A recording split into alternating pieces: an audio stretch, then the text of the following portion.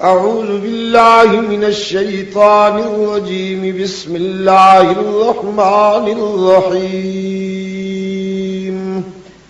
السلام علیکم۔ سید عبد المجید ندیم چینل میں آپ سب دوستوں کو خوش آمدید۔ 7 دسمبر 1984 غور گشتی ضلع اٹک میں حضرت یوسف علیہ السلام کے موضوع پر خطاب فرما رہے ہیں حضرت علامہ سید عبد المجید شاہ صاحب ندیم رحمۃ اللہ علیہ۔ تو آئیے ہم سب مل کر ان کا یہ بیان سنتے ہیں۔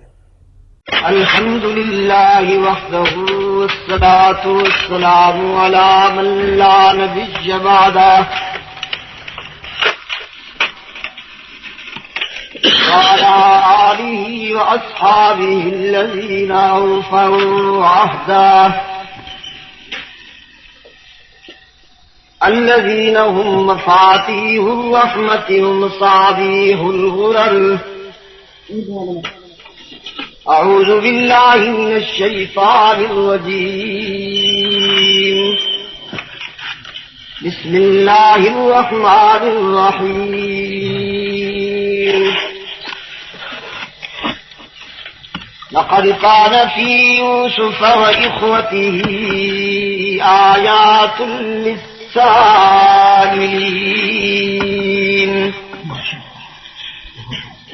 إذ قالوا ليوسف وأخوه أحب إلى أبينا منا ونحن عصبة إن أبانا لفي ضلال مبين، اقتلوا يوسف أو اطرحوه أرضا يخل لكم وجه أبيكم وتكونوا من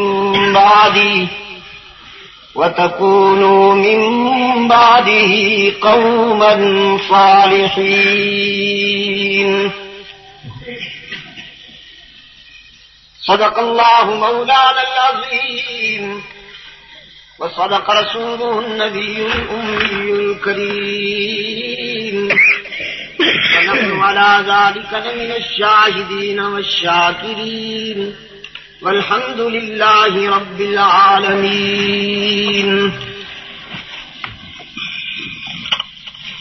صدر جلسہ، حضرات علماء کرام، محترم بزرگوں اور عزیز دوستوں، آج 7 دسمبر 1984 کو یہاں غور گشتی میں ہم دعوت و تبلیغ کی نسبت سے جمع ہیں اور قرآن کریم کی روشنی میں ہم اپنے فکر و نظر کی تعمیر کا جذبہ لیے ہوئے اللہ کے حضور دست بدعا ہے کہ وہ ہماری زندگی کے بقیہ لمحات کو اپنی عبادت اور اپنے محبوب کی اطاعت کے لیے وقف کریں۔ مجھ سے پہلے آپ بڑی اچھی باتیں سماعت فرما چکے ہیں۔ میرے لیے حضرت مولانا نے جو موضوع متعین کر دیا ہے، اصل میں عالم آدمی کی بات میں بڑی حکمت ہوتی ہے۔ لگتا ہے کہ انہوں نے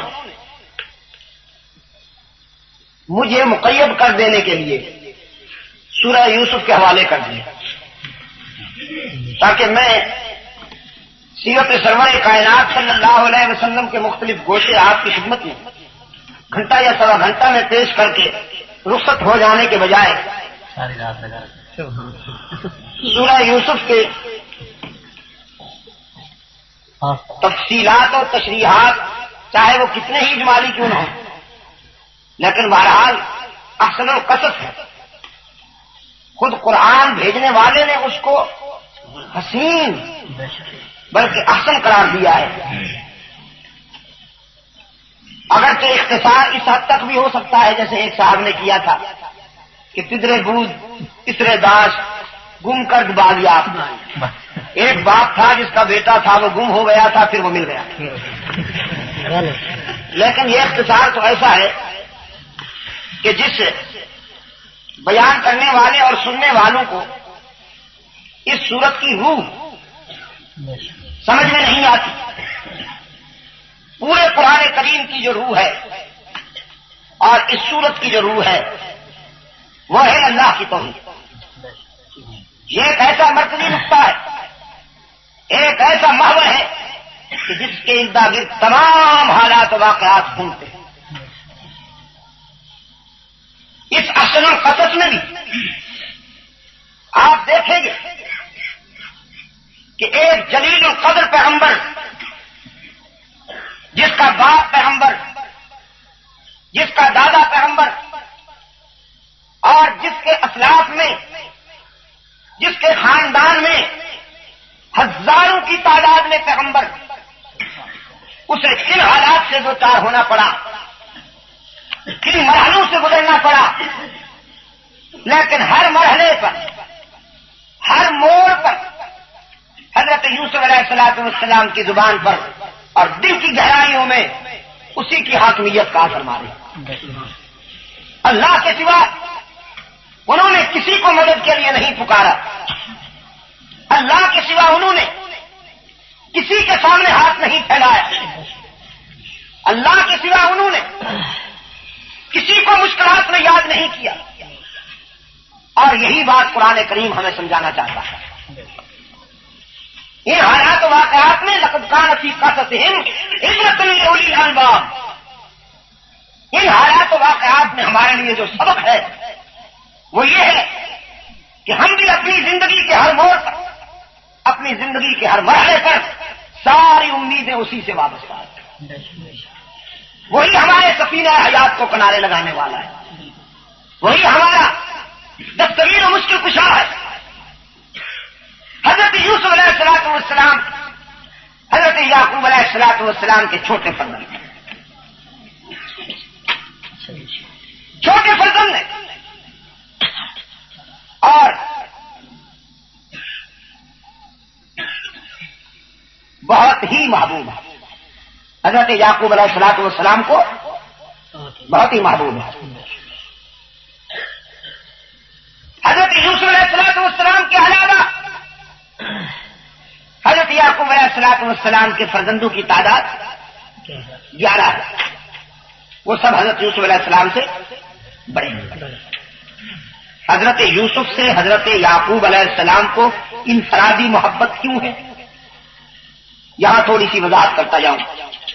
کسی کے دل میں یہ خیال نہ آئے کہ پیغمبر بھی اولاد کو چاہنے میں انصاف نہ کر سکا, کسی کو کم چاہا اور کسی کو زیادہ چاہا. تو اس کا ازالہ کرتا جاؤں. اصل بات یہ ہے کہ ویسے تو ہر مومن صاحب فراست ہوتا ہے, لیکن پیغمبر کی فراست سب سے زیادہ ہوتی ہے. حضرت یعقوب علیہ السلام کی نگاہوں نے حضرت یوسف کی جبین سے اور حضرت یوسف کے چہرے سے آنے والے شاندار مستقبل کے ایسے نقوش دیکھ لیے تھے کہ یہ بچہ بڑا ہو کر بڑا انسان بننے والا ہے. اور ایسے معلوم ہوتا ہے کہ اس کی زندگی سے عظیم یادیں وابستہ ہیں. یہ اپنے دور کا مثالی انسان بنے گا اور اللہ کی امانتوں کا امین ہوگا, حق و صداقت کا علمبردار ہوگا, مظلوموں کی حمایت کرنے والا, ظالموں سے ٹکرانے والا ہوگا, سچائی کے فروغ کے لیے اس کی زندگی کا ایک ایک لمحہ وقف ہوگا. یہ تھی حضرت یعقوب علیہ السلام کی انفرادی توجہ اور انفرادی التفات کی وجہ. حضرت یوسف علیہ السلام نے ایک دن والد گرامی کے سامنے خواب بیان کیا.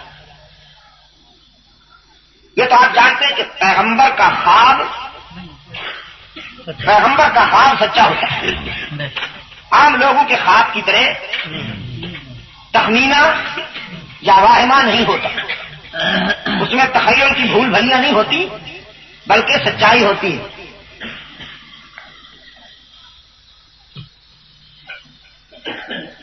فرمایا انی رأیت احد عشر کوکبا والشمس والقمر رأیتهم لی ساجدین.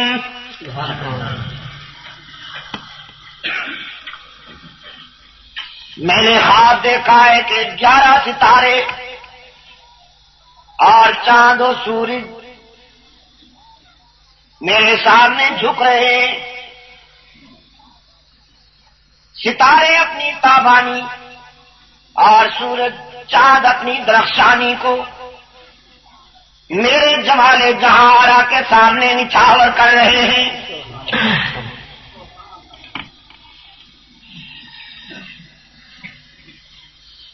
حضرت یعقوب علیہ السلام نے اپنے لقب جگر کا خواب سنتے ہی فرمایا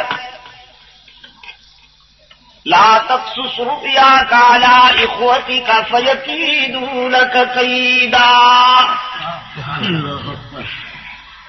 ان الشيطان للانسان عدو مبين.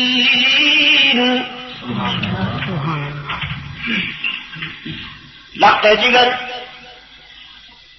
اس خواب کو کہیں اپنے بھائیوں کے سامنے بیان نہ کر بیٹھنا. شیطان انسان کا واضح دشمن ہے، کہیں تیرے خلاف کوئی سازش تیار نہ ہو جائے.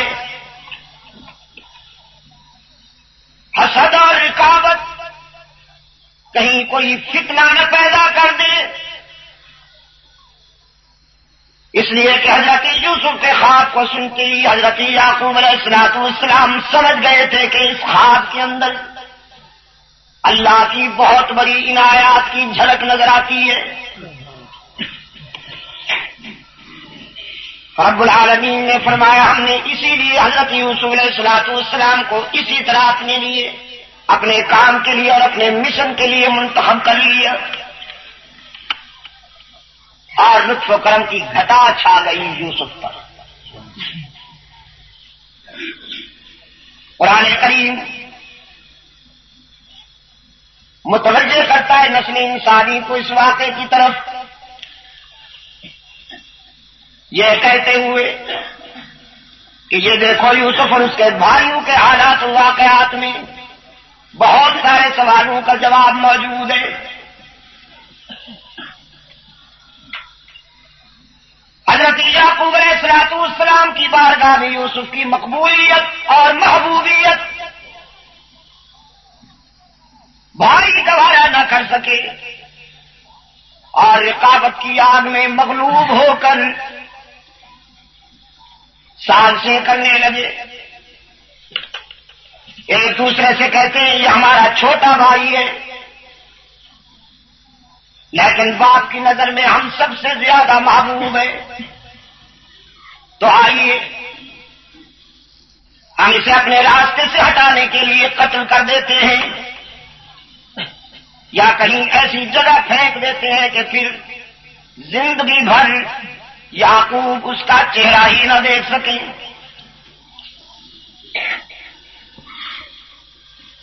کسی نے کہا معصوم کو قتل کرو گے تو خون کیسے بچاؤ گے؟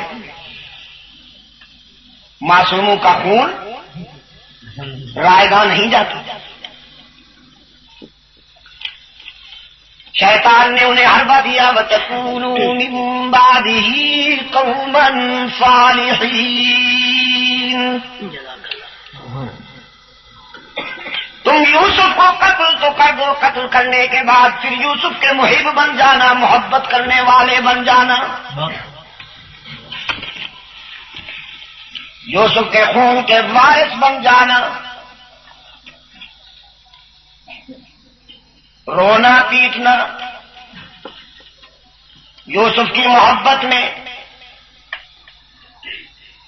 ایسے ایسے کام کرنا کہ لوگ شبہ ہی نہ کر سکیں کہ تم قاتل ہو.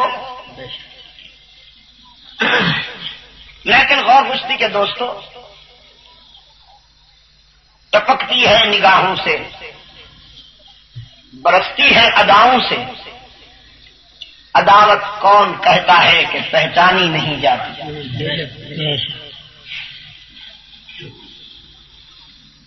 انہی بھائیوں میں سے اللہ کے کام کام بڑے عجیب ہوتے ہیں. ایک بھائی کے دل میں اللہ نے محبت ڈالی اور وہ کہتا ہے تم وہ دل کہاں سے لاؤ گے جو اس حسین چہرے پہ خنجر چلا سکتا. یہ بہت بڑی درندگی ہوگی اور بربریت ہوگی. یہ سفاکیت کی انتہا ہوگی. میری تجویز یہ ہے کہ اس معصوم کو ذبح کرنے کے بجائے کسی کنویں میں ڈال دو. کوئی راہی کوئی مسافر گزرے گا تو اٹھا کے لے جائے گا. تمہارے راستے سے بھی یوسف ہٹ جائے گا اور تم اس بربریت سے بھی بچ جاؤ. اسی تجویز کو فائنلائز کر دیا گیا. اس پہ فیصلہ ہو گیا. لیکن اب مرحلہ تھا یوسف کو حاصل کرنے کا. دوستی کا لبادہ اوڑھ کر حضرت یعقوب علیہ السلام کی خدمت میں آتے ہیں.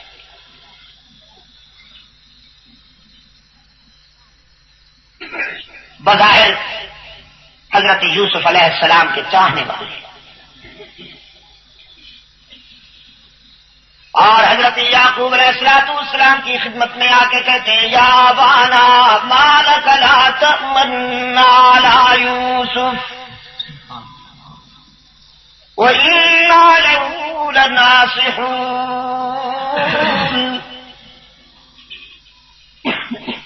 أَرْسِلْهُ مَعَنَا غَدًا يَرْتَعْ وَيَلْعَبْ وَإِنَّا لَهُ لَحَافِظُونَ.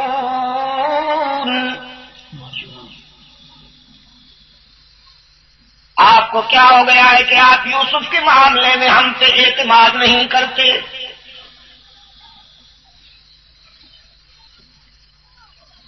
اصل میں جب نیت میں کجی ہو تو بنائے بنائے بات بگڑ جاتی ہے اور زبان سے کوئی نہ کوئی اشارہ ایسا نکل جاتا ہے جو اندرون دل کے احساسات کی ترجمانی کرتا ہے. ما لک لا تأمنا علی یوسف. اسی میں ان کی نیت کی کجی کا اظہار ہو رہا ہے کہ آپ کو کیا ہو گیا ہے کہ آپ ہم پہ اعتماد نہیں کرتے؟ ہم تو بڑے سچے لوگ ہیں. اگر آپ محسوس نہ کریں تو موزونیت ہو گئی ہے، ذرا تطبیق ہو گئی ہے. بالکل وہی موضوع تھا، انداز تھا جو حضرت حسین رضی اللہ تعالی عنہ کو کربلا والوں نے خطوط لکھے تھے. دوستی کے لبادہ میں حضرت حسین رضی اللہ تعالی عنہ کو بلایا تھا کہ ہم تو آپ کے چاہنے والے ہیں، ہم تو آپ کے ابا جان کے مرید ہیں. فصلیں لہلہا رہی ہیں، کھیت تیار ہو گئے ہیں، پھل پکے ہوئے ہیں، سب کچھ ہے، مگر آپ جو نہیں ہیں تو کچھ بھی نہیں ہے. تشریف لائیے.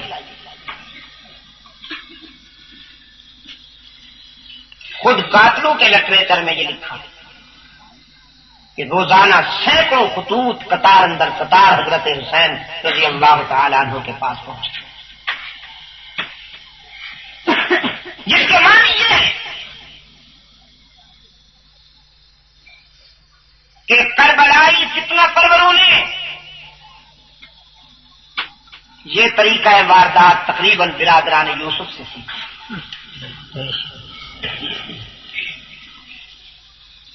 حضرت یعقوب علیہ السلام،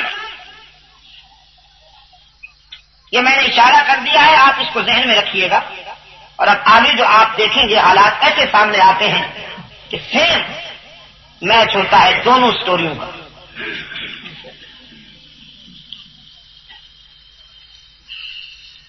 کہتے ہیں ابا جان آپ یوسف کو ہمارے ساتھ بھیجیے،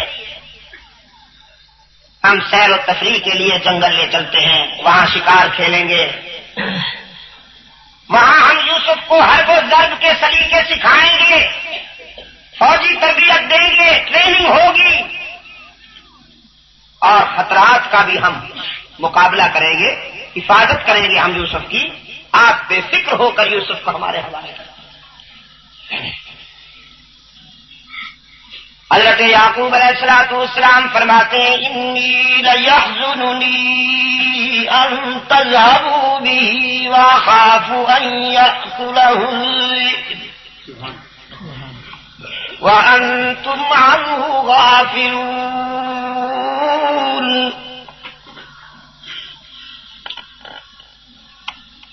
مجھے اندیشہ ہے کہ تم میری لال کو لے جاؤ اور اس کی حفاظت میں غافل ہو جاؤ تو کوئی درندہ میرے لال کو نقصان نہ پہنچا دے. اصل میں انسانی نفسیات کا ایک پہلو یہ بھی ہے اور غشتی کے دوستوں، جب کوئی حادثہ ہونے والا ہو تو دل کی دھڑکن کئی روز پہلے تیز ہو جاتی ہے. عکس پڑتا ہے. وہ کسی نے کہا ہے دل کئی روز سے دھڑکتا ہے کسی حادثے کی تیاری. تو یہ وہی مخفی گھنٹی تھی جو حضرت یعقوب علیہ السلام کے دل کی دنیا میں بجی. لیحزننی، مجھے اندیشہ ہے کہ تم میرے لخت جگر کو لے جاؤ اور کوئی درندہ میرے بیٹے کو نقصان نہ پہنچا دے.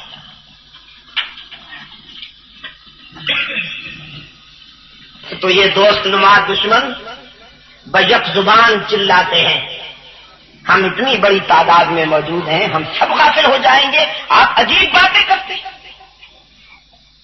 بھیجیے آپ ہمارے ساتھ، حفاظت ہوگی،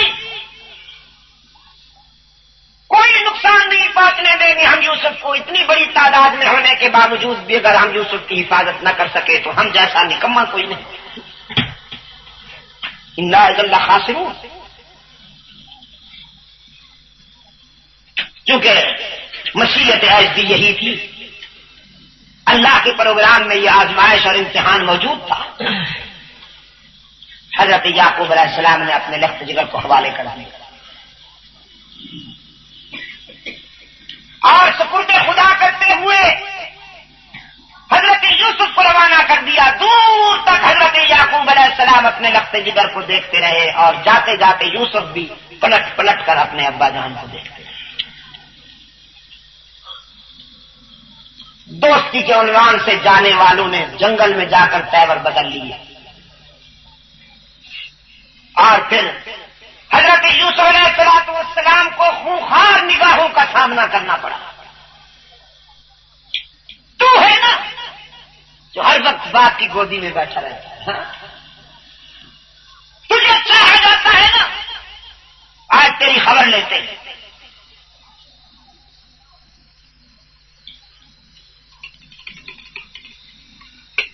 قرآن پاک نے فرمایا فَأَوْحَيْنَا إِلَيْهِ لَتُنَبِّئَنَّهُم بِأَمْرِهِمْ هَٰذَا هُمْ لَا يَشْعُرُونَ. ہم نے مخفی اشارے سے یوسف کی دل جوئی کر دی کہ یوسف گھبرائیے نہیں. دشمن اگر کبھی نگہباں کبھی ترس یہ تجھے مٹانا چاہتے ہیں لیکن تجھے بچانے والا بھی موجود ہے. رب العالمین نے فرمایا اس نازک موڑ پر ہم نے اپنے یوسف کا دل مضبوط کر دیا. انہوں نے اپنے پروگرام کے مطابق یوسف کو کنویں میں ڈالنے کی تیاریاں مکمل کر لی. کرتا اتار لیا، اسے مصنوعی خون سے آلودہ کیا. بے دمین آرٹیفیشل بلڈ.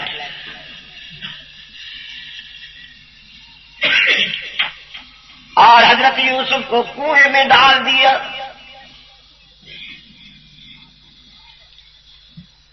رب العالمین کی نگاہ کرم نے یوسف کی حفاظت فرمائی. کنویں کی گہرائیاں اور کنویں کی ہولناک پستیاں یوسف کے لیے وجہ اضطراب بننے کے بجائے وجہ اطمینان ہو گئی. شاید باغ کی پدری آغوش میں بھی یوسف کو اتنا سکون نہ ملتا ہو جتنا کنویں کی گہرائی میں میسر آیا. دل مضبوط کر دیا گیا تھا نا.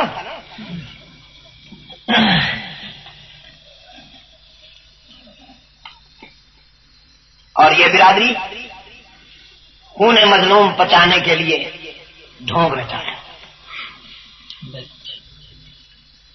وہی ڈھونگ جو ان کے استاد مسٹر ابلیس نے انہیں پہلے ہی بتا دیا تھا. وَتَكُونُوا مِن بَعْدِهِ قَوْمًا صَالِحِينَ.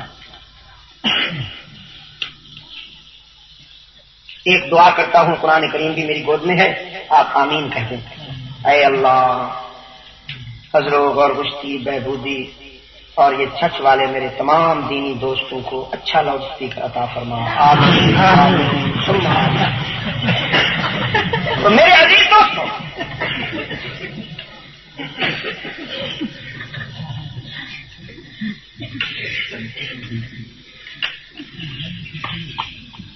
خون مظلوم پٹانے کے لیے خوب بچایا.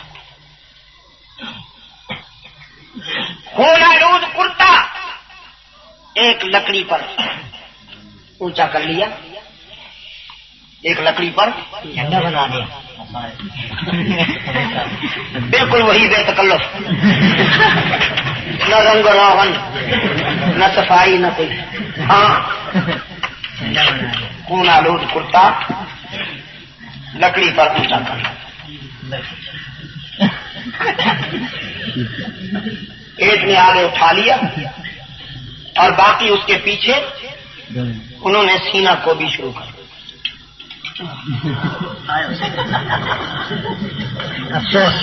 الار زیادہ مار تھوڑی.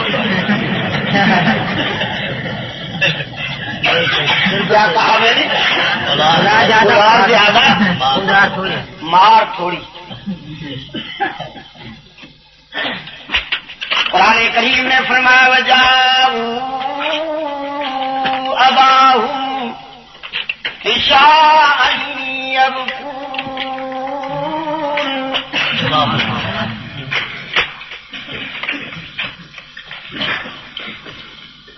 حضرت یوسف کو کنویں میں ڈالنے کے بعد اب یہ کرم فرما آئے ہیں باغ کے پاس روتے ہوئے.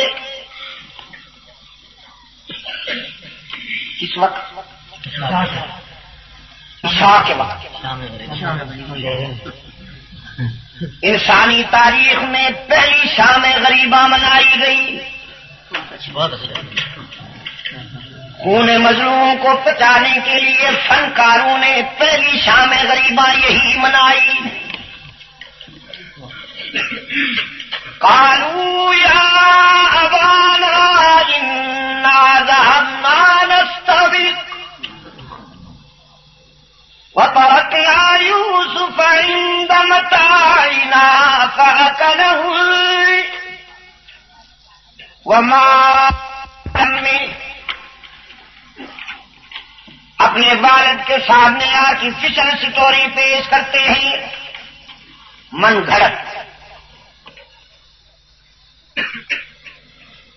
گھڑت توجیہ پیش کرتے ہیں کہ ہم یوسف کو جنگل میں لے گئے، کھیل کود میں لگ گئے، اپنے سامان کی نگرانی کے لیے ہم نے یوسف کو بٹھا دیا. ایک سنگ دل بھیڑیا آیا ہمارے بھائی کو کھا گیا.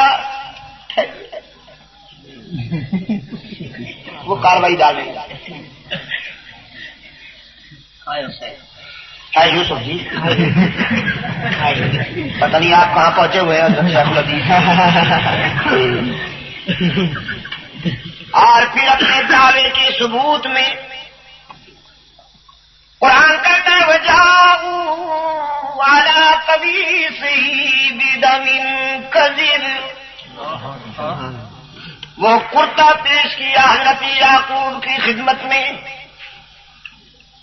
ہم کوئی غلط بیانی تو نہیں کر رہے، آپ ہماری بات مانتے نہیں، حالانکہ ہم سچے محب ہیں یوسف کے، مومن ہیں، محب ہیں. اور یہ دیکھیے کرتا سرخ ہے کہ نہیں، خون لگا ہوا ہے کہ نہیں۔ حضرت یعقوب علیہ السلام نے کرتا دیکھا، اس کے ہر زاویے کا جائزہ لیا، فرمایا خون تو لگا ہوا ہے لیکن بھیڑیے کا کوئی ناخن یا دانت نہیں لگا ہوا، کوئی قوم کا پڑھا لکھا بھیڑیا تھا، آیت اللہ قسم کا۔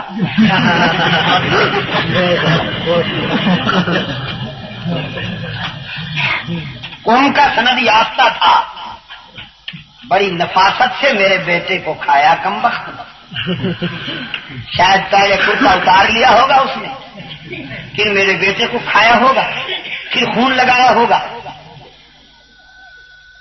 کوئی پی ایچ ڈی تھا یا بارٹ لاکھ۔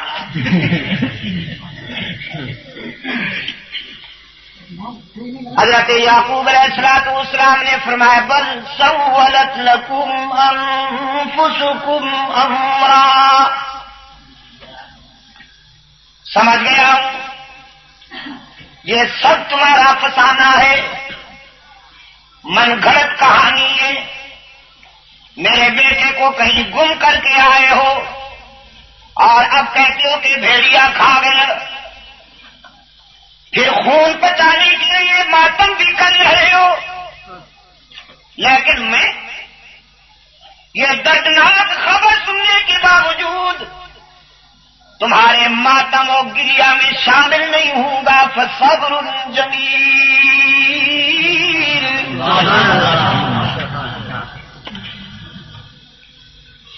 میں صبر کرنے والوں میں بنوں گا،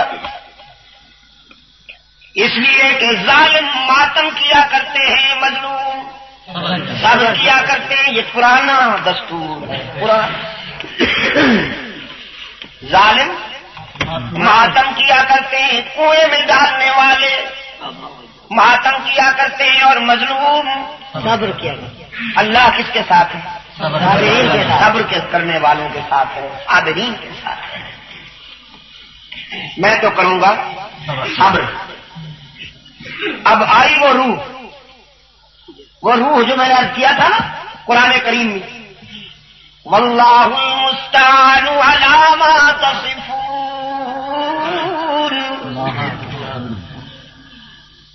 میرا رب میرے بیٹی کا محافظ، میں اسی کی حفاظت میں سونپتا ہوں یوسف کو، تمہاری سازشوں سے وہی بچانے والا ہے میرے لخت جگر کو۔ حضرت یعقوب علیہ السلام نے اپنے لخت جگر کو اللہ کے سپرد کیا تھا، جب بھیجا تھا تو بھی اللہ کے سپرد کیا تھا، اب ان کے قتل کی خبر سنتے ہیں تو بھی اسی سے مدد مانگتے ہیں۔ واللہ المستعان، وہی ہے میرا مددگار، وہی ہے میرا دستگیر، وہی ہے میرا کارساز، وہی ہے میرا مشکل کشا، تمہاری سازشوں سے بچانے والا، تمہارے شر سے بچانے والا اللہ ہی ہے۔ یہ بات یہاں ختم ہوئی، اور اب قرآن کریم کہتا ہے ادھر ایک قافلہ جو گزرتے ہوئے وہاں آ کے پڑاؤ کرتا ہے، قافلے کا ایک فرد پانی لینے کے لیے کنویں میں ڈول ڈالتا ہے، لیکن جب جھک کے دیکھتا ہے تو کنویں کی گہرائی میں اندھیرے میں ایک ستارہ چمک رہا ہے، آسمان ہدایت کا ایک ستارہ۔ فرق مسرت میں نعرہ لگاتا ہے، ھذا غلام، ہاں یہ کتنا پیارا بچہ ہے۔ حضرت یوسف علیہ السلام کو نکال لیا، اور اب ایک نئی آزمائش شروع ہو گئی۔ حضرت یعقوب علیہ السلام کا چہیتا فرزند مصر کے بازار میں پہنچا، جہاں بچوں کی بولی لگتی تھی، وہاں لائے گئے۔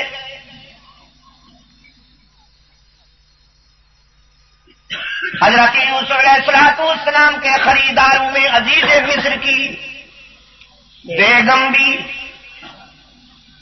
اس کی نگاہوں میں جچ گئے یوسف۔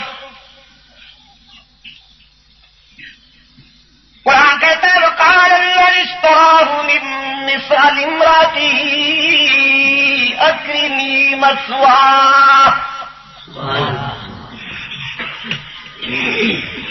عزیز مصر کی بیوی نے حضرت یوسف کو خرید لینے کے بعد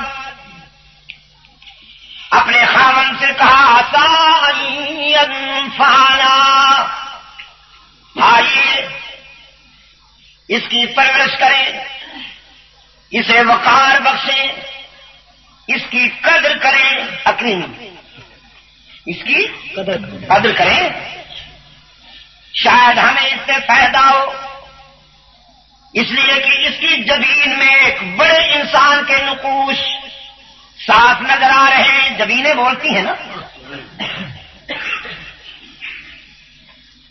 لوہے جبیں پہ سبت ہے روداد زندگی، ہر چند بے زباں ہو مگر بے زبان نہیں۔ عسى ان ينفعنا او نتخذه ولدا، یہ ہمارے لیے نفع کا باعث بنے یا ہم اسے اپنا بیٹا بنا لیں۔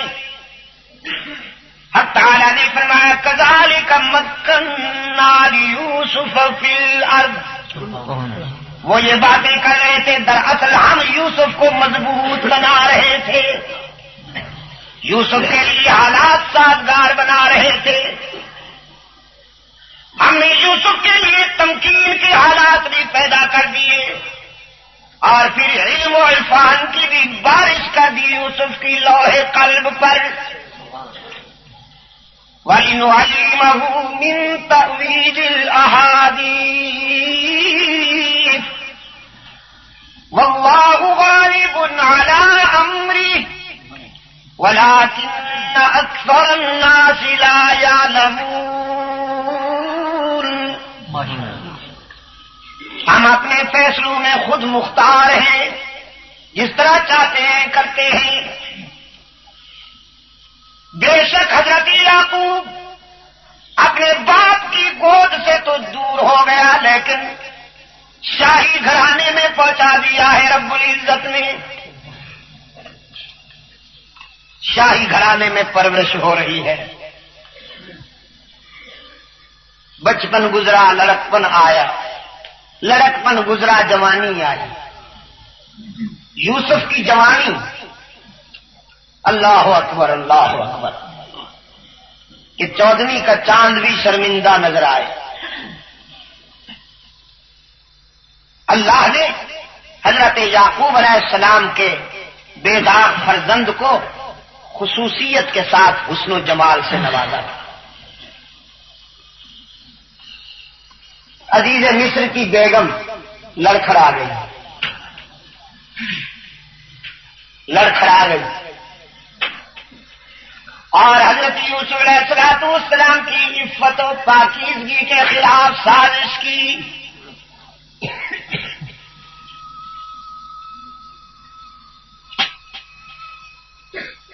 قرآن پاک کہتا ہے وراودته التي هو في بيتها عن نفسه، حضرت یوسف علیہ السلام کو اپنے مکر کے جال میں پھنسانے کے لیے اپنے محل میں بلاتی ہے۔ حضرت یوسف جو دروازہ گزرتے ہیں وہ دروازہ بند ہوتا جاتا ہے، جس دروازے سے گزرتے ہیں وہ دروازہ بند ہو جاتا ہے، اور بالآخر تنہائی میں قرآن پاک نے کہا وَغَلَّقَتِ الْأَبْوَابَ وَقَالَتْ هَيْتَ لَكَ، روایت ہی پورت حضرت یوسف علیہ السلام کے سامنے عزیز مصر کی بیوی اپنے آپ کو پیش کرتے ہوئے کہتی ہے یوسف آپ کو بھی چاہیے کہ آپ میری محبت کا پرجوش جواب دیں. آپ کو معلوم ہے کہ میں کس قدر فرقتا ہوں آپ پر. قرآن کی پھر وہی روح آ گئی. آنکھیں بند کر کے نعرہ لگایا مجاہد کبیر نے معاذ اللہ. میں کہتا ہوں تیرے شر سے مجھے وہ بچانے والا ہے. او غلاظت کا مجسمہ، وہ گندگی کی بوری، بدبو کی ٹینکی، تیری طرف کیسے دیکھوں؟ میرے دل کی گہرائیوں میں تو وہ حسن لطیف سمایا ہوا ہے. تجھے کیسے حسین مان لوں؟ گوبر پہ چاندی کا ورق لگا دیا جائے تو وہ حسین ہو جاتی ہے.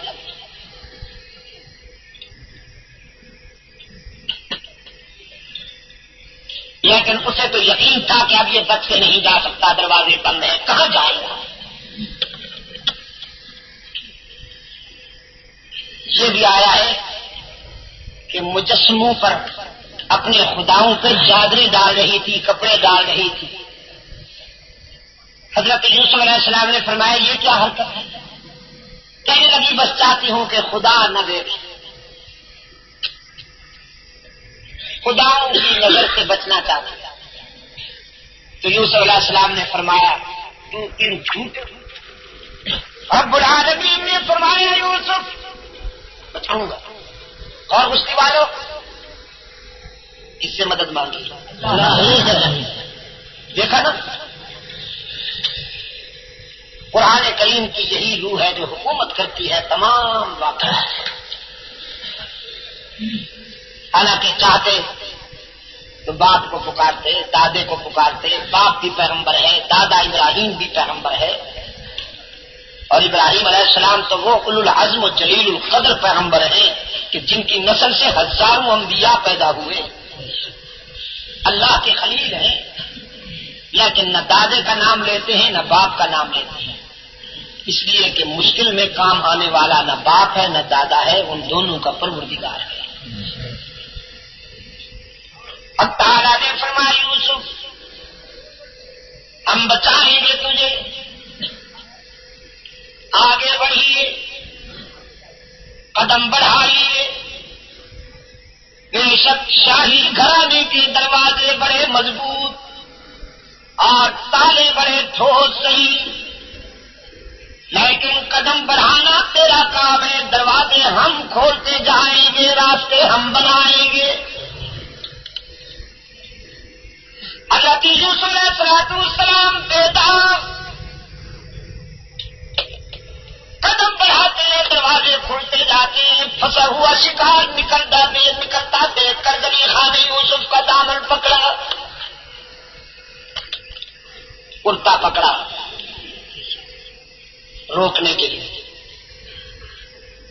لیکن یوسف علیہ السلام نے کرتے کی دھجیاں اڑ جانے پھٹنے دیا. اسے جو حصہ زلیخا نے پکڑا تھا وہ اس کے ہاتھ میں رہ گیا، اور یوسف بیدار باہر. ہزار دام سے نکلا ہوں ایک جنبش میں، جسے غرور ہو آئے کرے شکار مجھے.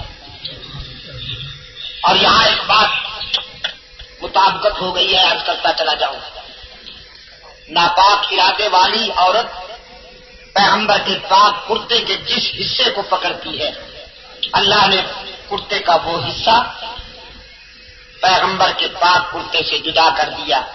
ناپاک ہاتھ جس حصے پہ لگے تھے وہ حصہ اسی کے ہاتھوں میں رہ گیا. یہ اللہ کی غیرت گوارا نہیں کرتی کہ ناپاک ارادے والی عورت کے ہاتھ نبی کے پاک کرتے پہ لگے اور وہ حصہ نبی کے جسم کے ساتھ باقی رہے. جو اس کی غیرت گوارا نہیں کرتی.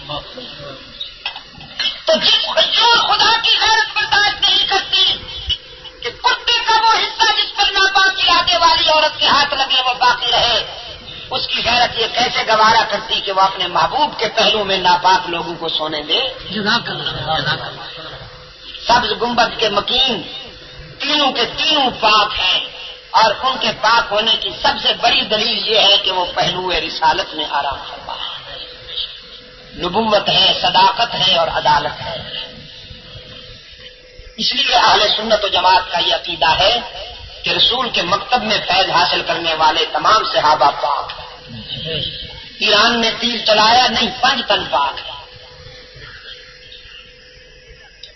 اس کے لیے تباہیت نہیں، رائٹر خریدے، صحافی خریدے، ملا خریدے، جبہ پوش خریدے، خاموش راستوں سے ان کا میدہ بھرا کہ تم کتابیں لکھو اور ثابت کرو 5 تن پاک، باقی اللہ اللہ فیض. 5 تن پاک کو اس طرح بولتے ہیں جیسے قرآن کی آیت ہو، حالانکہ یہ اصطلاح جو ہے سرے سے شروع ہوتی ہے، پے پہ ختم. 5 پاک، 5 یہ عربی گرامر میں ہے، اللہ کی شان ہے. چوری تو پکڑی جاتی ہے نا. 4 لوگوں نے 11ویں کو اسلام کا رکن بنا رکھا ہے. میں نے کہا کاف سے شروع ہوتی ہے 11ویں، کاف عربی گرامر میں ہے ہی نہیں.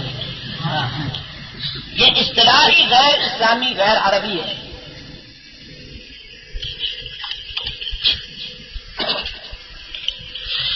میرے عزیز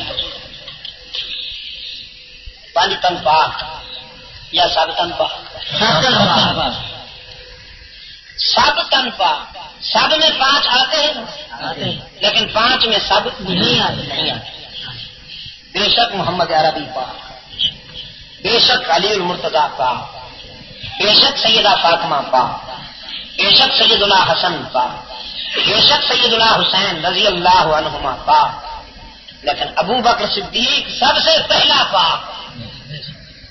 رسول اللہ صلی اللہ علیہ وسلم کے بعد حضرت ابو بکر صدیق پہلا پاک، فاروق اعظم پاک، عثمان ذو النورین پاک، علی پاک، طلحہ پاک، زبیر پاک، سلمان، بلال پاک، عمرو بن عاص پاک، سعد بن ابی وقاص پاک، خالد بن ولید پاک، ابن مسعود پاک، ابن عوف پاک، ابن مسعود پاک. رسول کے مکتب میں حضور کے فیض نظر نے جنہیں بھی قیمتی بنایا وہ سب کے سب پاک، اور جو انہیں پاک نہیں سمجھتا وہ خاندانی ناپاک.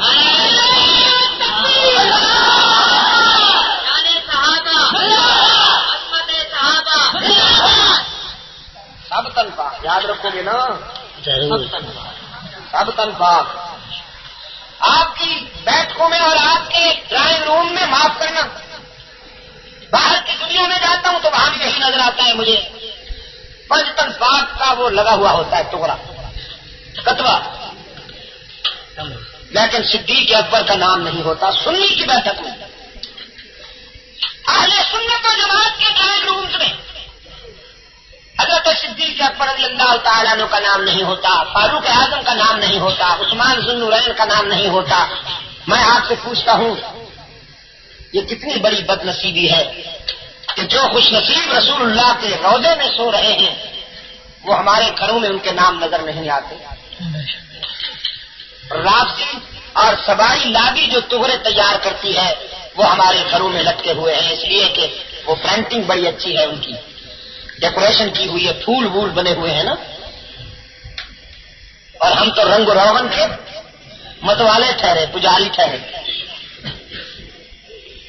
میری آواز آپ تمام دوست جو یہاں موجود ہیں اور وہ دوست جن کے پاس میری آواز ٹیسٹوں کے ذریعے پہنچے گی ان کی خدمت میں درخواست کرتا ہوں کہ اپنی بیٹھک میں اور اپنے ڈرائنگ روم میں بادشاہ صداقت صدیق اکبر کا نام، بادشاہ عدالت فاروق اعظم کا نام اور بادشاہ سخاوت عثمان ذو النورین کا نام اور بادشاہ زہد و ولایت حضرت علی المرتضیٰ کا نام ضرور لکھیے اور اپنے روشن ضمیر سنی ہونے کا ثبوت دیجیے. یہ نام ضرور ہونے چاہیے آپ کے بچوں. حضرت یوسف علیہ السلام باہر آئے ہیں محل کے، قرآن قرآن کہتا ہے فیا سیدہ لدى الباب، دروازے پہ آتے ہی عزیز مصر سامنے آ گئے اور بیگم صاحبہ نے فوراً پیترا بدلا.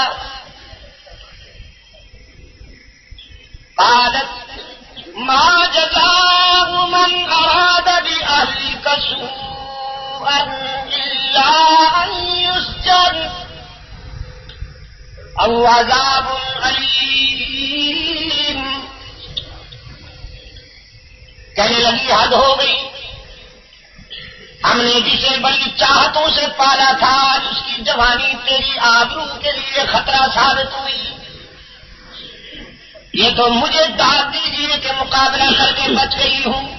سبحان اللہ، سبحانک ھذا بہتان عظیم، سبحانک ھذا بہتان عظیم.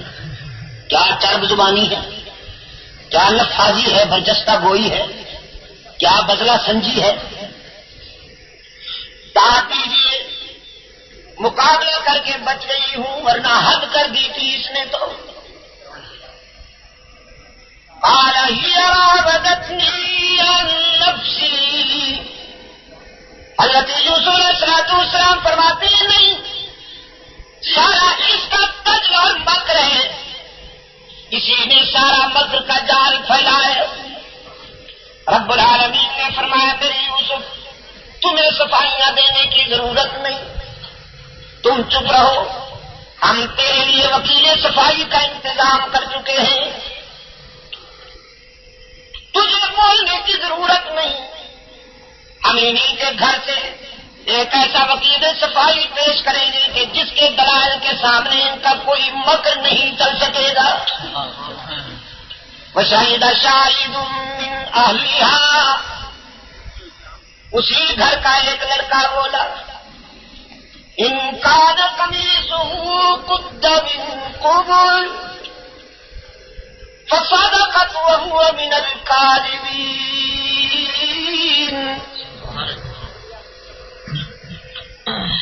بادشاہ جی آپ کی بیگم نے الزام لگایا ہے کہ میں مقابلہ کر کے بچ گئی ہوں، مزاحمت کی ہے، ورنہ یہ تو پتہ نہیں کیا کرنا چاہتے تھے. تو یوسف انکار کرتا ہے. اب آپ ایسا کیجئے نہ اس کے الزام پر اور نہ یوسف کے انکار پر دھیان دھریے، آپ حالات کا جائزہ لیجئے. یوسف کا لباس دیکھیے، اگر کرتا اگلی طرف سے پھٹا ہے تو آپ کی بیگم سچی ہے. حملہ آور ہمیشہ حملہ کرتا ہے اور دفاع کرنے والا جب دفاع کرتا ہے تو حملہ آور کا لباس کے سامنے والا حصہ متاثر ہوتا ہے. اگر یوسف کے کرتے کا اگلا حصہ پھٹا ہوا ہو تو آپ کی بیگم کا استدلال صحیح ہے. وَإِن كَانَ قَمِيصُهُ قُدَّ مِن دُبُرٍ فَكَذَبَتْ وَهُوَ مِنَ الصَّادِقِينَ.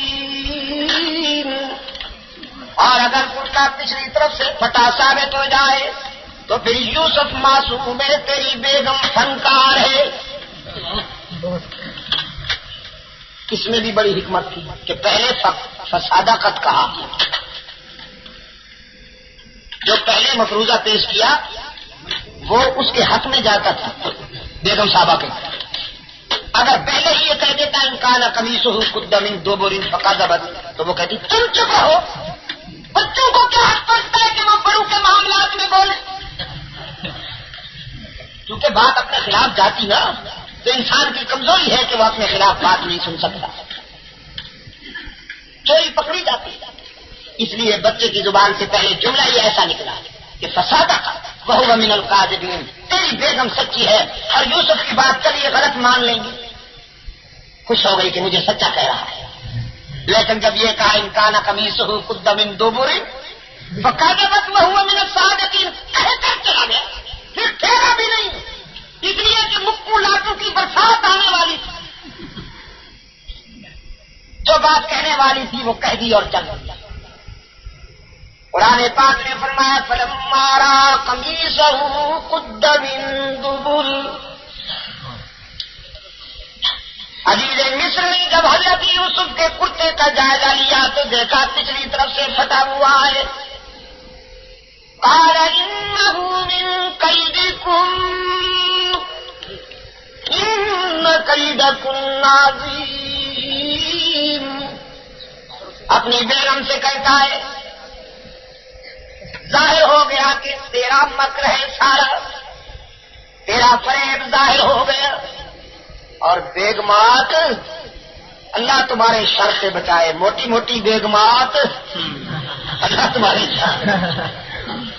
تمہارے شر سے بچائے۔ ان کیدکن عظیم۔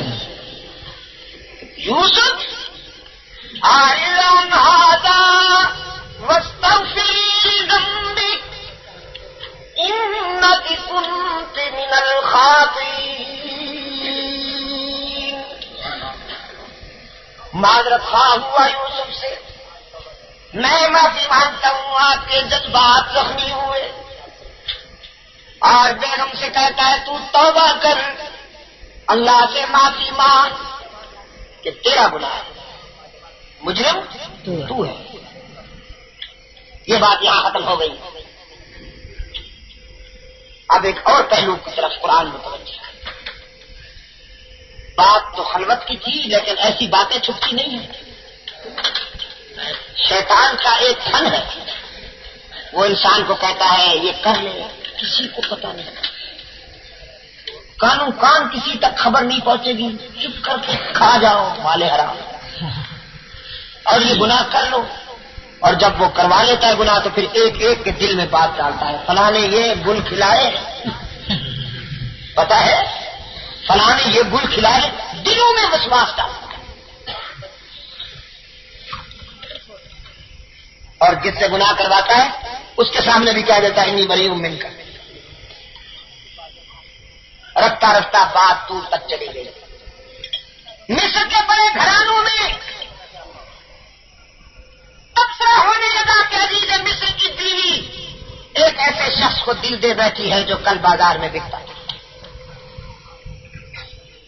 اپنے پروردہ غلام کو دل دیا، ہے کتنی بدذوق، کسی شہزادے کو چاہتی، پرنس کو چاہتی، خود کوئین تو کسی پرنس کو چاہتی۔ یہ کیا کیا؟ وقال نسوة في المدينة امرأة العزيز تراود فتاها عن نفسه قد شغفها حبا إنا لنراها في ضلال مبين۔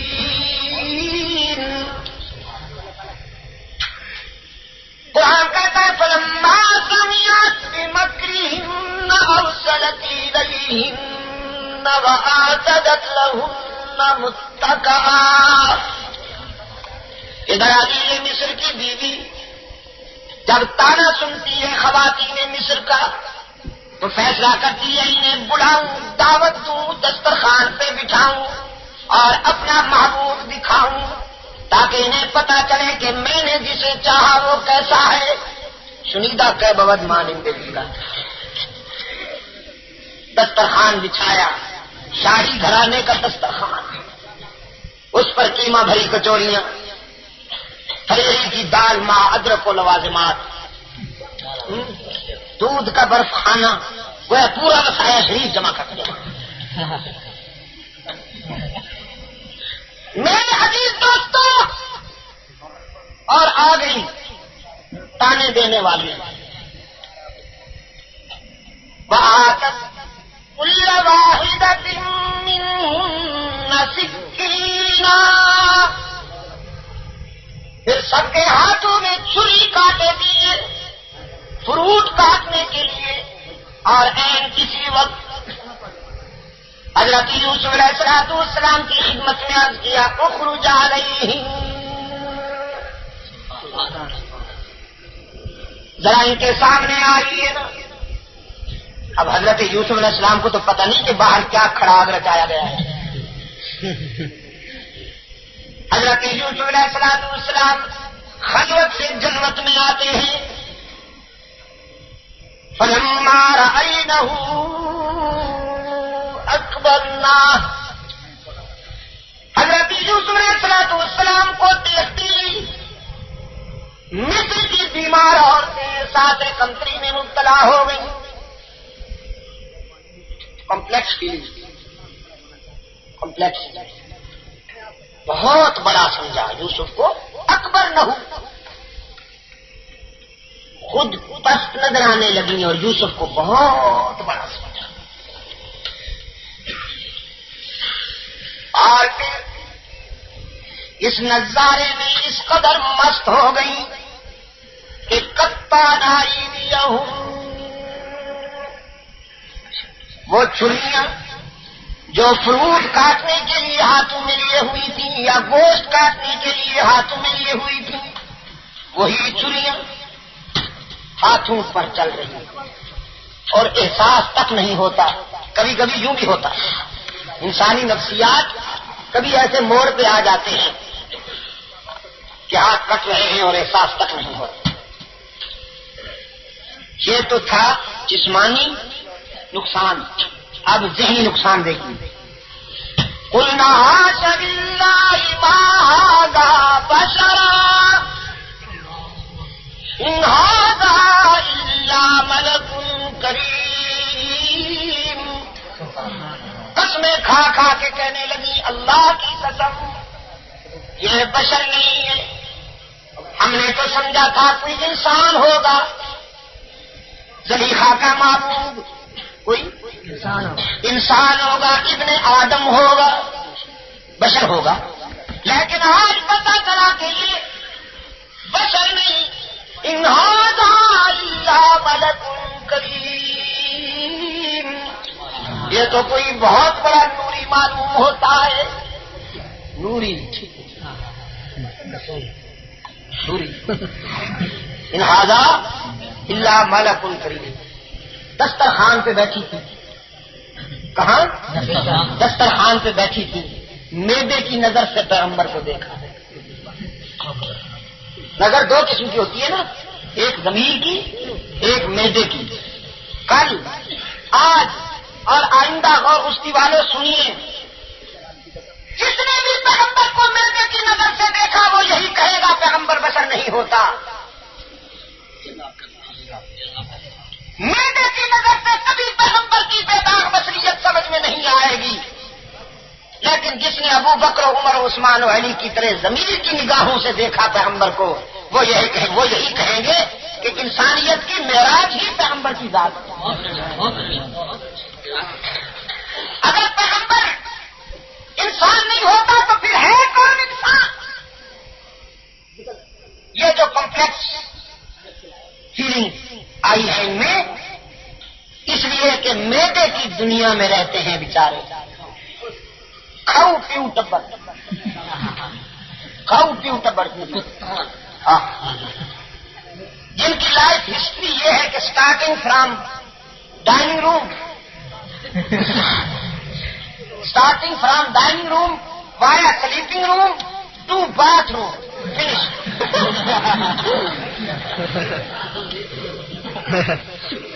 ان کا خیال یہ کہ سر ہم جیسے ہوتے ہیں.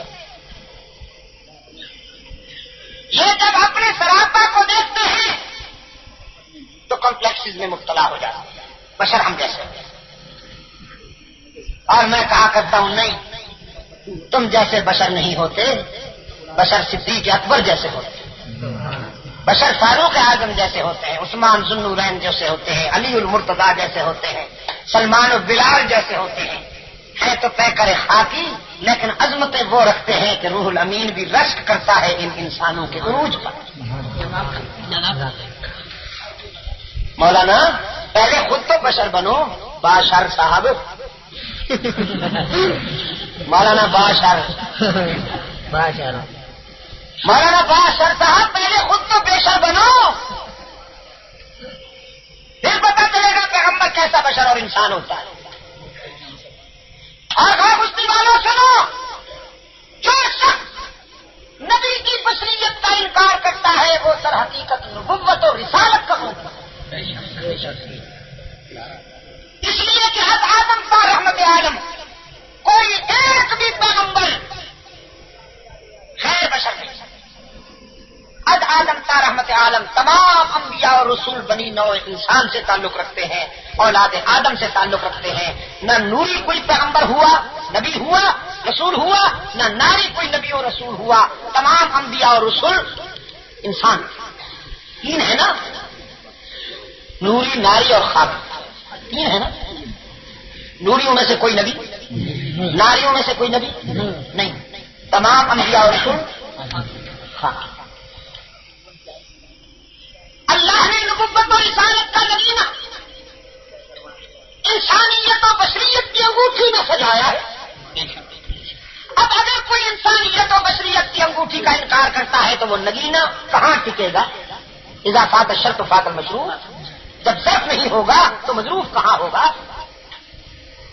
لہذا پیغمبر کی بشریت اور انسانیت کا انکار کرنا دراصل نبوت اور رسالت کا انکار۔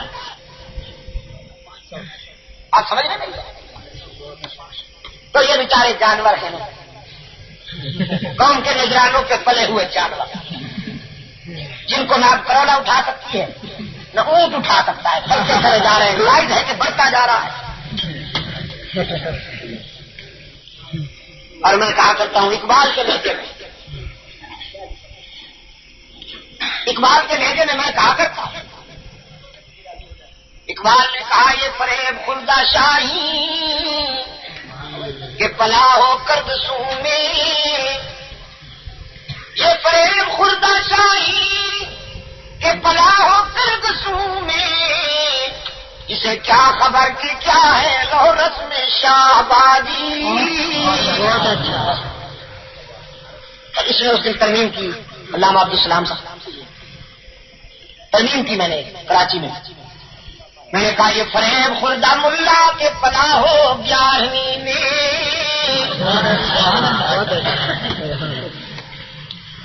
یہ فریب خلدہ ملا کے پلا ہو 11ویں میں، اسے کیا خبر کہ کیا ہے رو رسم سرفروشی۔ قوم کی نگرانوں پہ پڑنے والا، مریدوں کی جیب پہ نظر رکھنے والا، کہ مرید بیچارہ کھجلی بھی کرے تو یہ سمجھتا ہے نذرانہ نکالا، کیا پتا کہ محمود الحسن کون ہوتا ہے، اس طلاب کے میدک کو کیا پتا کہ انور شاہ کاشمیری کون ہوتا ہے، اسے کیا پتا بشر کس کو کہتے ہیں۔ اس کا خیال یہ ہے بشر ہم جیسے ہوتے ہیں۔ میرے عزیز دوستو، نہیں، پہلے خود انسان بنو، پھر پتہ چلے گا انسانیت کس کو کہتے ہیں۔ انسان تو اللہ کا خلیفہ ہے اس کائنات میں، اللہ کے بعد عظمت کا تاج انسان کے سر پہ رکھا۔ نوری اور ناری یہ سب انسان کے در کے خادم ہیں، بشرطے کہ انسان انسان بنے، جانور نہ رہے۔ مولوی صاحب، مولانا باشار صاحب،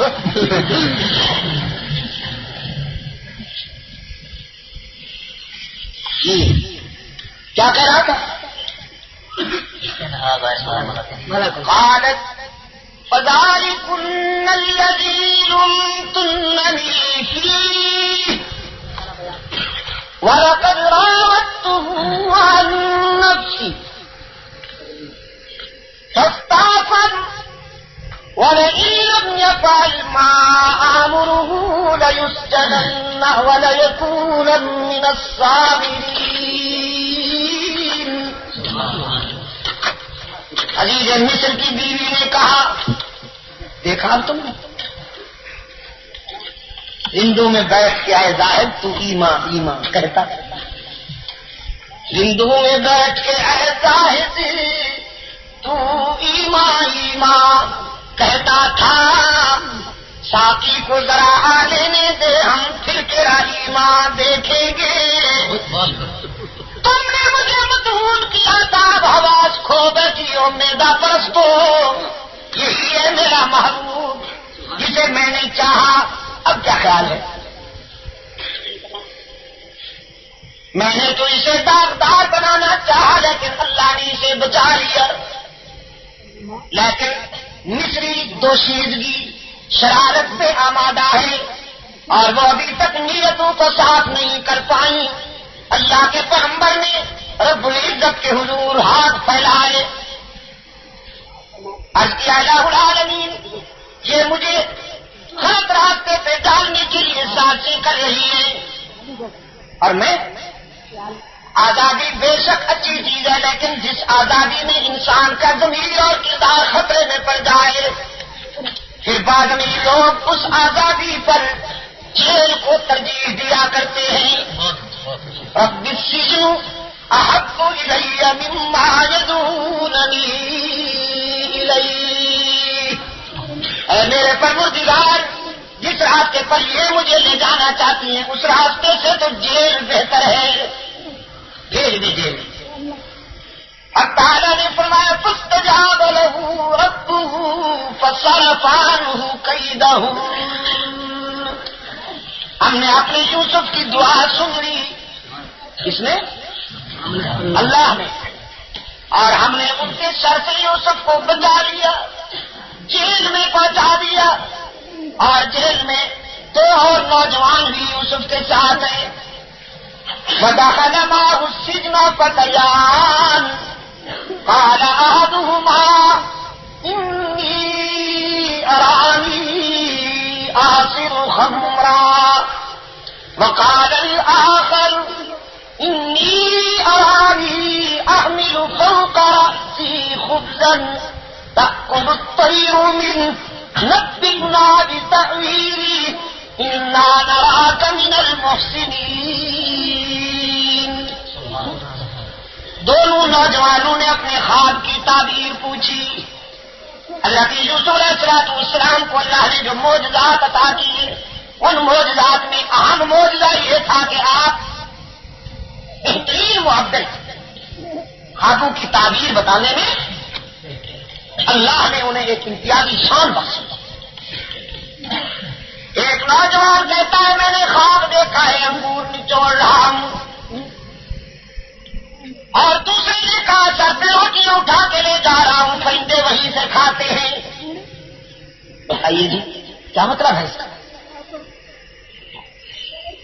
جیل میں بیٹھے ہیں، اب یہاں کچھ اور تو ہے نہیں کہ ہم آپ کی خدمت میں کچھ پیش کریں، لیکن ہمیں یقین ہے کہ آپ بلا معاوضہ تعبیر بتا دیں گے، اس لیے کہ آپ کے چہرے پر احسان کے نقوش والے ہیں۔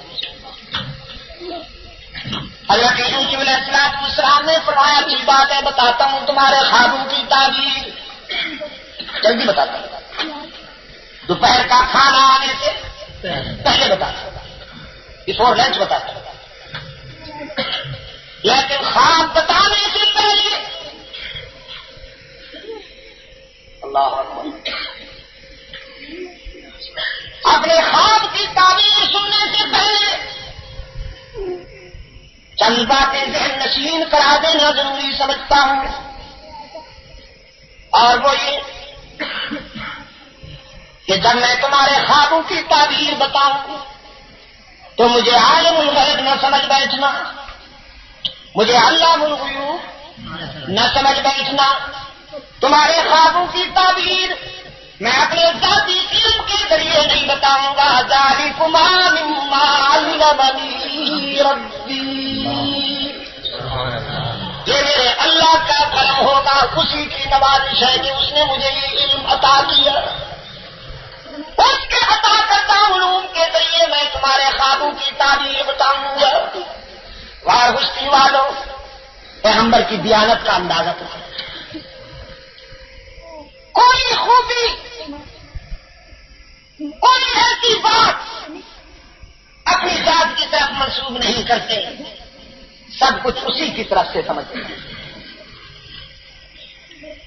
دور حاضر کے ہمارے یار لوگ یہ تو چھوٹے چھوٹے خدا بنے بیٹھے ہیں، بادشاہ تمہیں کی پتا سارے حضرت صاحب کا، سارے حضرت صاحب کو آسمان تو بھی پرلے پاسے دیا خبر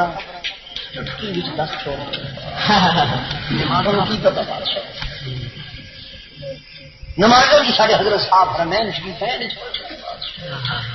ایک جگہ میں آ کے رمین شریف ہے اماموں کے پیچھے نماز ہوں گی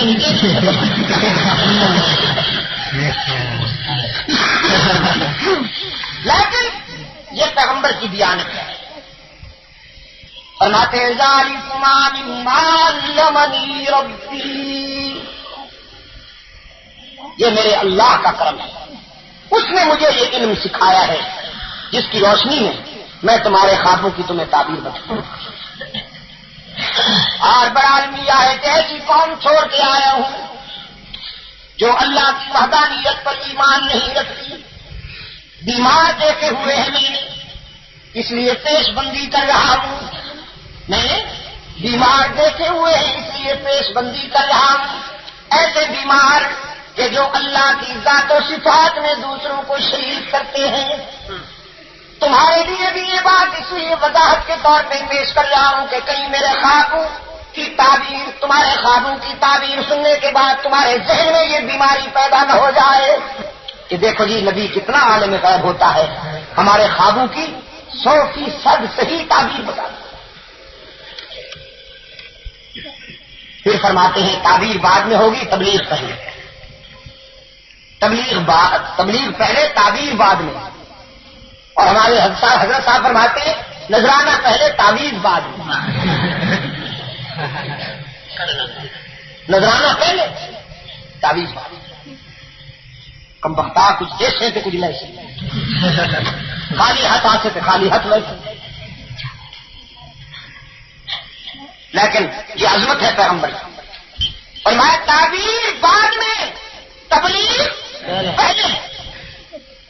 پہلے تم ذرا میری بات سن لو. سننے والے صرف دو، اور اللہ کا پیغمبر پورے یقین اور آرزو کے ساتھ ان کے سامنے اپنا معصوم ضمیر بیان کر رہا. صرف دو ہیں سننے والے، خلوت ہو کہ جلوت ہو، پس دیوار زندہ ہوں کہ باہر ہوں. نبی کا ذوق یہی ہے کہ جہاں رہ رہے ہیں، اٹھتے بیٹھتے جاگتے سوتے، بس یہی دن ہے کہ اس کی توحید بیان کریں. اس کے ساتھ شرکت برداشت نہیں کرنی. انسان کے دل و نگاہ کی بیماریوں کا ازالہ کرنا ہے اور علاج کرنا ہے. چنانچہ اپنے جیل کے رفقا سے فرماتے ہیں پہلے تم ذرا تبلیغ کا فرض ادا کر لینے دو، پھر تمہارے خوابوں کی تعبیر بتاؤ.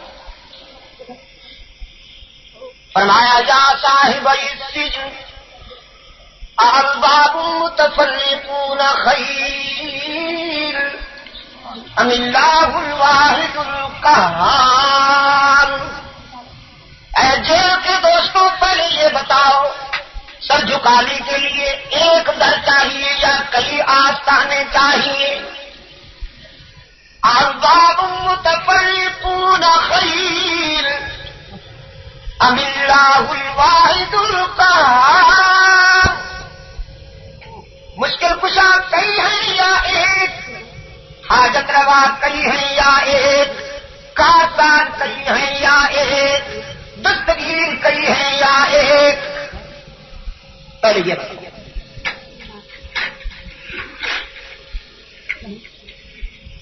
یہ بڑی بدقسمتی ہے انسان کی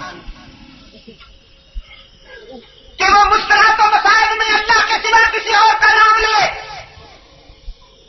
اللہ کے سوا حاجت روائی کے لیے کسی اور کو پکارے، اللہ کے ساتھ اوروں کو بھی سجدوں میں شریک بنائے، قیام میں شریک بنائے، اللہ کے حقوق میں دوسروں کو شریک کرتا پھرے. اتنی بڑی ہلاکت ہے، اتنی بڑی ذلت ہے کہ اس کے مقابلے میں کوئی نفع نہیں، کوئی فائدہ نہیں. پہلے یہ بتاؤ کہ تم یکجائی ہو کہ ہر جائی ہو؟ یا صاحب یہ سجن، اے جیل کے رفیق ہو. یہاں پر میں بتایا کرتا ہوں قرآن کریم میں 2 مرحلوں پر پیغمبر نے اپنے ہم نشینوں کو صاحب کہا ہے. ایک یہ مرحلہ ہے جب حضرت یوسف علیہ السلام اپنے ہم نشینوں کو صاحب کہہ رہے ہیں، اور ایک مرحلہ غار ثور والا ہے جب مہاجر اول محمد عربی صلی اللہ علیہ وسلم نے اپنے یار غار کو صاحب کہا. لیکن ان دونوں میں فرق یہ ہے کہ حضرت یوسف علیہ السلام اپنے ہم نشینوں کو صاحب سجن کہتے ہیں، اور غار ثور کی خلوتوں میں رحمت عالم صلی اللہ علیہ وسلم اپنے یار کو صاحبی کہتے ہیں، صاحب نبوت کہتے ہیں. قرآن کریم نے یہ واضح کر دیا فرق کہ جو یوسف کے ساتھ بیٹھے تھے ان کی حفاظت وقتی عارضی تھی، وہ جیل کے رفیق تھے، اور جو غارے سور کی خلوتوں میں رحمت للعالمین کو گود میں سلائے بیٹھا تھا اس کی حفاظت نظریاتی، دائمی اور ابدی تھی۔